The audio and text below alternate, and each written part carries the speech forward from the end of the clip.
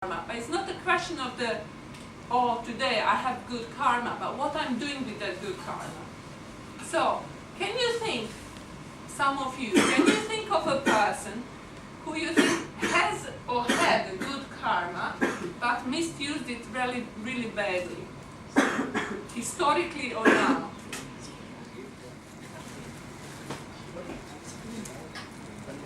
Anyone?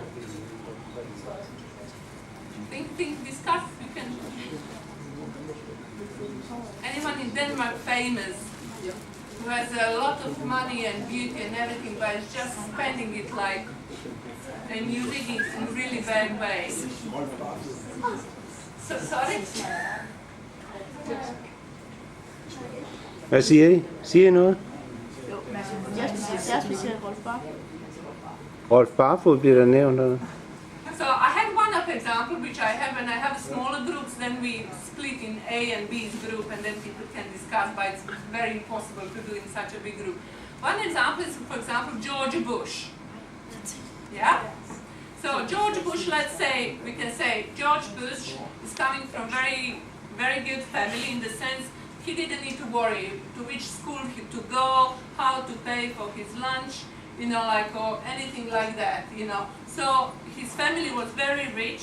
We can say he's a handsome man, isn't it? He had a position, no, it's not now because he's older, relatively. He has a fame and has a position, but how he used that karma? Yeah? So another person who is historical personality is Hitler, isn't it?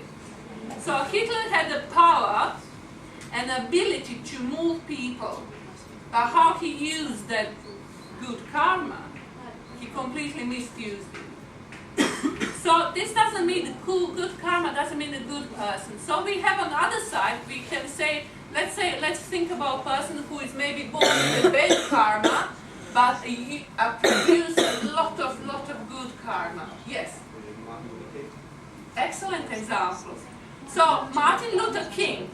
Well, if we are just going from Martin Luther King actually is coming from very good family, and he had a good education. No, but it's a good point. He had a good education, didn't need to worry about money, but he was born as black person in America.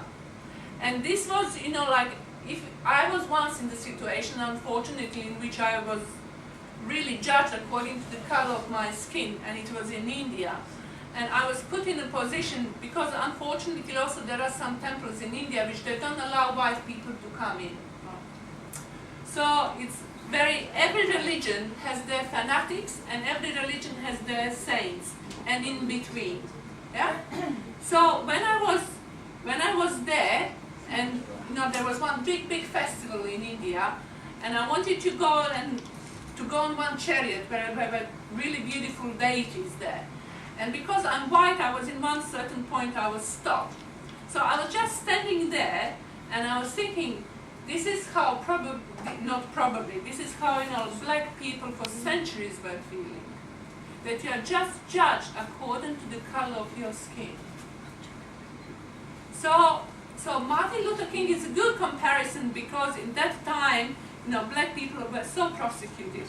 But he, just one person with a dream and desire and proper state of mind, created so much good for others. Good example, thank you. Anyone else? Also, yes, please. Obama, yes, yeah, very good example too. Yes, please. Mother Teresa. Mother Teresa, also she's coming from Macedonia, and how much she created good for others.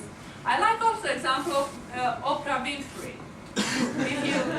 That's very good example because if you see her life, how much she suffered in her life, and how much wealth she has now, and how she's using her fame, money, position to create education and betterment for others.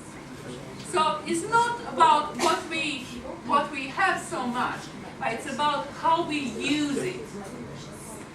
How we use it and which choices we make in our life. Is that a little bit clearer now about karma? Because karma can be something, sometimes people can, you know, you can judge others, but actually, karma is just for us. To understand why something's happening in our life and to understand why kind of life in general. Sometimes there is a saying also here in England, what goes around, do you know the saying? Comes around. Comes around. So, and there is sometimes instant karma. Yeah? There is an instant karma and you know, oh, this happened to me because I did that and this and that. Kind of, there is a Newton's law of action and reaction. Who knows by heart that law? Every action has equal and opposite reaction, karma. According to the debits and credits, good deeds and bad deeds which we did in our life, we get our future life. But the point of life is not go constantly in that circle of birth and death, but to stop that circle of birth and death and come out from it by putting God in the center of our life. Unlike in Buddhism God is not present, it's more about nirvana and freeing ourselves from pain. But in Hinduism, because Buddhism, like from Hinduism came Jainism, Buddhism, Sikhism. Sikhism is a combination of Hinduism and Islam. These three religions came and there are a lot of similarities, specifically about karma and reincarnation. But about what's the goal of life differs from the religion to religion and from denomination to denomination. Okay. So what's your name, please? Jacob. Jacob. So Jacob asked how life of the people who live here in the temple looks like. Well, it depends, do you live in the temple or you live outside as a congregational member? Like in every other religion, there are people who live, like, of course, okay, there are some religions which they don't have people who live in the monasteries or temples or like that.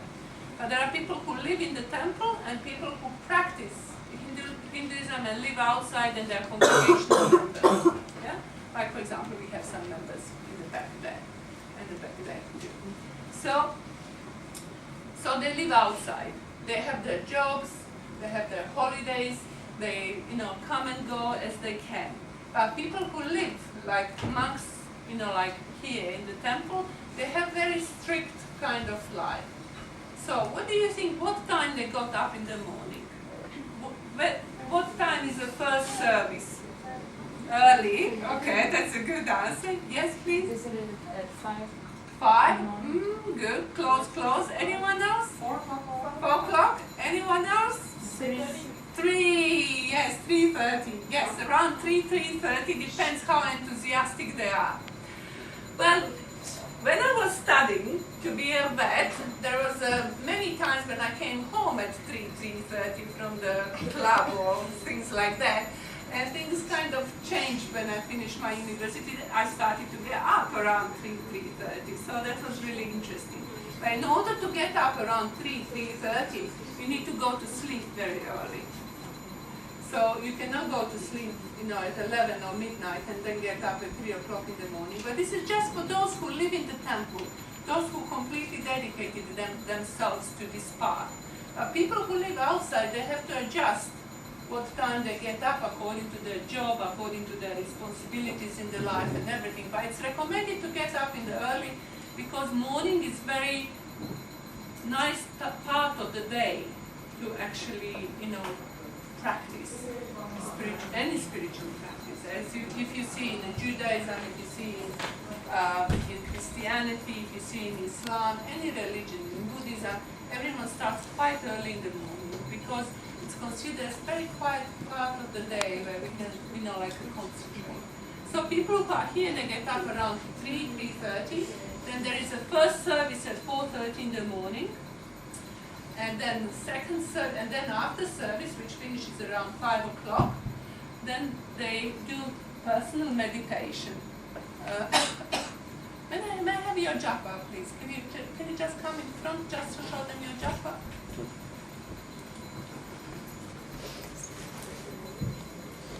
So just take out from here. So there are, you see these beads, like also in other religions there are beads. In Islam there is a tespih, in Buddhism also there are beads.